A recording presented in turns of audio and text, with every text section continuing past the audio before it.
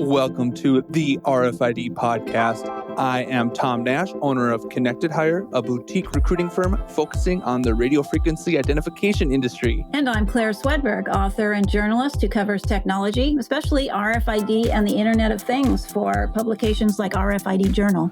Welcome back, Claire. So what's in the news about RFID? Well, that's a good question, Tom. Thank you for that, because I always on the scout out and look out for an interesting RFID story. I saw something kind of interesting out of Malaysia in the last couple of weeks about the tolling system and challenges that they're having with RFID in their new electronic tolling solution. So there was a parliamentarian, and she was talking about how well this multi-lane fast flow system was working for the government. And she said that they were referring to RFID as reverse forward Insayala detect, which is a little bit funnier if you know that Insayala, of course, would mean something like God willing. So the idea being drivers who have RFID tags on their cars are basically stumbling forward, back, try another angle, hoping to get a read before they can drive their car through the toll. So I thought that was pretty funny, Tom. What do you think? Did you see that story? Yeah, I saw that story, Claire. And we're going to give it to you straight here at the RFID podcast. It's not all just fluff about the industry, because this is a real challenge that's happening in Malaysia. When we first thought about talking about RFID tolling for this episode, I'm like, oh, that's kind of boring. But I did a deep dive and really researched it. And it's an application of RFID that's touching billions of people, collecting billions of dollars worldwide. People have RFID sensors in their car that are collecting tolls so they can go on roads all over the world. So this is something that's probably one of the most broad applications of RFID technology. And for a country like Malaysia to be talking crap about their system, that it's just not working well, it's big news. But I think maybe there are some other examples of RFID tolling working really well, especially in Asia, right, Claire? Yes, absolutely. So I would have to say that as much as you see news stories about challenges, especially in Malaysia and also in the Philippines, where they've deployed a really widespread deployment that covers millions of drivers in vast areas, there's also some that are having a lot of success. And India is the one that really stands out for me right now. So I've been talking to people there to understand how they've been so successful. Cool. Tell us more about that. Well, there is somebody there who I was speaking with. His name is Akhilesh Srivastava. I'm probably not pronouncing his name properly, and I apologize to him for that. He's the Road Safety Ambassador and Technology Leader for FASTag, which is the program in India in which 97% of drivers who drive through toll roads are actually participating. And it's a mandatory system. Yeah, they made it mandatory. And so we're talking about the world's largest population. It's the world's third largest road network. It's over 300 million vehicles. And it seems different from in Malaysia. I was trying to figure out why doesn't RFID tolling, why are they having these problems in Malaysia? And they have a bunch of different competing systems. They've got an infrared tracker that's battery powered. They've got a smart card system. And there's different lanes that people have to go to. And you got to make sure you get in the right lane. And also, it's a self-applied sticker. So maybe people haven't been applying their stickers correctly. So it comes down to education. And I think that's a big theme that we're going to be coming back to this many times on the podcast, about letting people know that RFID can work really, really well, like it's doing in India, but it's got to be rolled out the right way. And you've got to get the communication and the education part right on the front end so it doesn't become a big problem like it is in Malaysia, where it becomes this news story. I saw they had major backups that people were waiting in line for hours and hours because during rush hour, lanes were just not moving at all.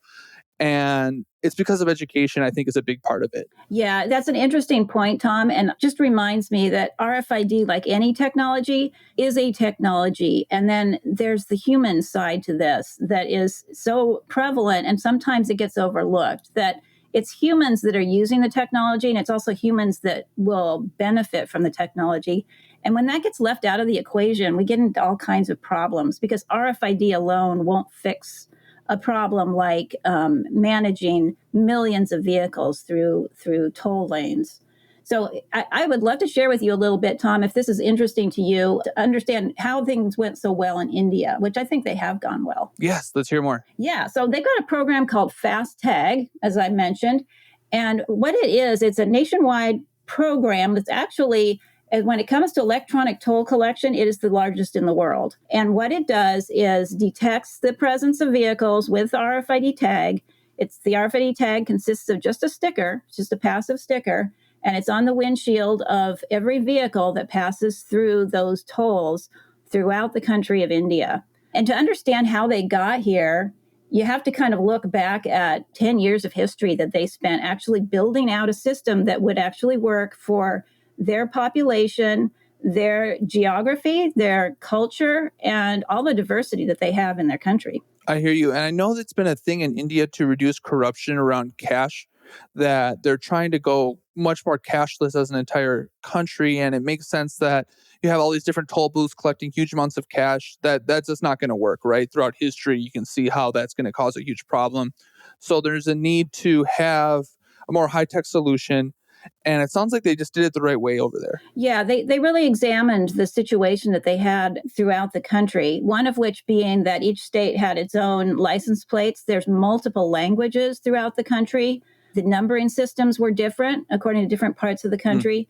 So actually managing all that is quite challenging if you were trying to put a toll collection system together that was unified across this entire site. And then in addition to that, as you just mentioned, Tom, they have operators managing each of these sites who are not necessarily part of the government. So they have private operators, and if they would collect the money manually and then forward that to the government agency, which is obviously there's a potential for fraud there, but it's also a slower process, and there's potential for errors. It's interesting to see these trends in different applications, because on our last episode, we talked about saving time in the retail environment with Low House Renter, being able to check out from a retail center by putting all of your goods on a counter and having the RFID tags read and just walking out the door. And now we're seeing saving time and saving a lot of energy too, right? Because that's gasoline that's being sucked up while people were waiting in line to pay their tolls. And from what I've seen in India, it's been a huge time saver for people to be able to literally just drive through the tolls and use the same RFID tag all around the entire country. We don't quite have that in the United States, right? I think we're going to be working towards some solutions like that from what I can tell. But of course, we have a state-by-state system, and there is some interoperability going on now, but we're just not quite at a nationwide system yet like India. But maybe it's coming in the next few years. We can get to their level. Another trend, too, we're seeing is this Asia being ahead of us in terms of being able to apply RFID properly. Yeah, well, Tom, they have an interesting challenge there, I would say, that we also have, which the multiple states. What they did, though, was kind of interesting because they did spend about 10 years building this system out.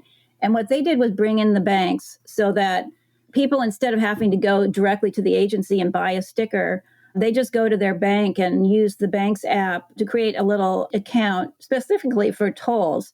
And the bank would then take care of that for them and, feed money into it when they got depleted and that kind of thing, which was an interesting approach. So it made it that much more convenient for drivers to use it.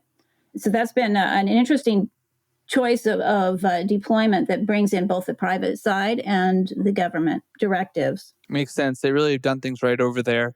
I saw another article that pointed to that they're using these Indian fast tags now to facilitate seamless and secure contactless payments for parking at 140 parking lots.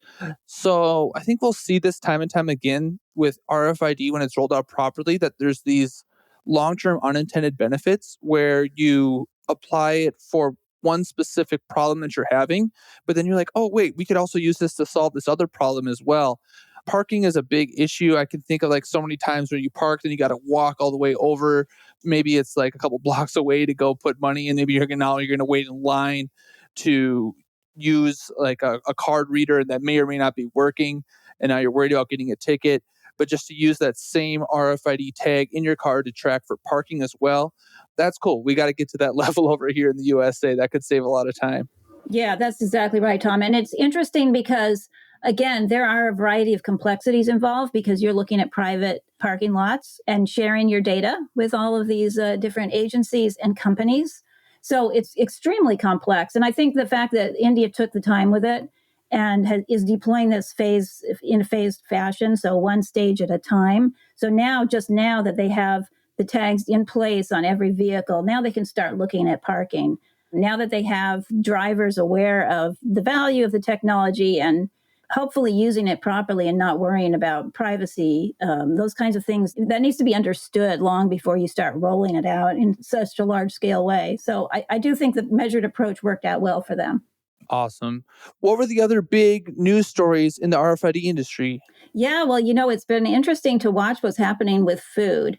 And that's an area that a lot of people in the RFID industry are watching because there's so much potential when it comes to tracking both where your food inventory is and the condition it's in and make sure that it's being used before it spoils. And that's something I recently talked to Chipotle Mexican Grill about their rollout, which is very extensive and very advanced. Yeah, so there was an article in Supply Chain Dive, and Chipotle has essentially asked all of their suppliers to take products with RFID. And I've got some context on this because I remember studying this in my MBA program, actually, that Chipotle was hit super hard with foodborne illnesses like 10 years ago. And in 2015, they had a big E. coli outbreak that cut profits by 95%. And they kind of prided themselves on using a bunch of sustainable farmers. But what that meant was they didn't have a really good viewpoint into their supply chain to know exactly where the E. coli was coming from. And it cut their stock price in half. And they also had another outbreak of norovirus in 2017. And like, shout out to Chipotle. That's awesome that they're really going to be taking the lead, because I saw a quote here that no restaurant company in the United States has visibility into their entire inventory on the national level, not one. And it's super impressive to see Chipotle really taking the lead on that. Yeah, Tom, that's right. I actually spoke with Mr. Carlos Londano, who was the one who that quote originated from. And he expanded on that a little bit to me as well. What's kind of interesting for a company like Chipotle is that because they source from local suppliers, as well as, of course, the national suppliers like, beverages and meat and some of the bigger companies, they just had this incredible challenge in front of them to get suppliers to put RFID tags on all the goods that were coming into their restaurants all over the country. And as he mentioned to me, some of these suppliers can be anything from a local farmer who has a very basic, packaging and delivery system, all the way up to a very, very sophisticated food company or beverage company who has a production line and a wide, extensive network of distribution centers, production facilities. And how are they going to all put RFID on the products so that Chipotle has access to the unique identification of each one of them? Yeah, there's a lot of things I want to touch on with this. One of the big ones is reducing food waste. If you remember back in 2018, the FDA ordered the destruction of all romaine lettuce because there was very limited visibility into the different suppliers. They didn't know exactly where the E. coli is coming from. And the result of that is, hey, let's just destroy all of the romaine lettuce. And can you imagine the food waste that goes into that? Um, Absolutely. That's a terrible waste for the producer, for the retailer, and for the consumer, who's potentially their health is at risk. Absolutely. So Chipotle is really getting out ahead of it here. Major respect to them for leading the way. Let's talk about how it's going to work with not just tracking and tracing, but also maybe there's going to be a temperature component to this as well. I think it'd be interesting to see them come out with something like, there's some companies that are doing more or less passive UHF embedded sensors in the ICs that can offer temperature sensing at a passive level. And this is a little confusing for me. I remember when I first learned about RFID, there's kind of active and passive, and active was going to be, battery powered, and it would provide a lot more of this data like temperature. But passive would just be, okay, we just give a serial number because it takes no energy to do that. But now in 2023, we're starting to see really cutting edge companies come out with passive UHF temperature sensing. Are you Are you following any of this stuff, Claire? Yeah, I am definitely interested in the direction there, and there's lots of interesting technology companies that are finding ways now with a passive tag to respond to an RFID reader with more information than just an ID or even other, maybe a serial number or something that you might encode onto that tag. It actually can be measuring temperatures and sending that back too, all with the power of the transmission from the reader, or in some cases, ambient energy as well, even Wi-Fi energy and that kind of thing. So there's some really interesting development underway. Yeah, walking the RFID Journal live trade show floor, I found this company. Is it Asign? I don't know if I'm getting the pronunciation of that correct. Yeah. Company out of France, and they had a nice demo there on the floor where they're actually showing the temperature sensing of these RFID tags in real time. It was pretty interesting. Yeah, Assign is an interesting company, and what they can do in a variety of industries. So they can serve agriculture, they can serve industrial use cases, but that could work also with the food industry, where you've got a tag that's basically just a sticker, and it's using the power from the reader to not only respond with an ID, but also to pull back some sensor information. It can be temperature, it can be humidity, it can be shock, it can be strain. So all kinds of information that you could get from just basically a low-cost sticker that you would apply to maybe a crate of food, and you'd have a sense of what happened to it in the supply chain. Certainly, that's not the only way it can be done. There's other technologies as well, ambient IoT, which uses Bluetooth Low Energy. There's a variety of ways this can be done, but it's been fascinating to see that this is becoming a passive system with no battery. So RFID being used in fast food industry, fast casual, Chipotle, nationwide rollout, it's something that people is going to affect people on a day-to-day basis to get them highest quality food that's going to avoid any kind of E. coli outbreaks and things like that. We're talking about tolling and something, again, that's touching everyday life, getting from point A to point B. So we're seeing this technology being used in a lot of ways that are very practical for normal day-to-day life. Is there anything else in the news or anything else you're following, Claire, that is also relevant in like newsy stuff for RFID? Yeah, actually, Tom, there is. I've been interested in a completely different industry, which is tires.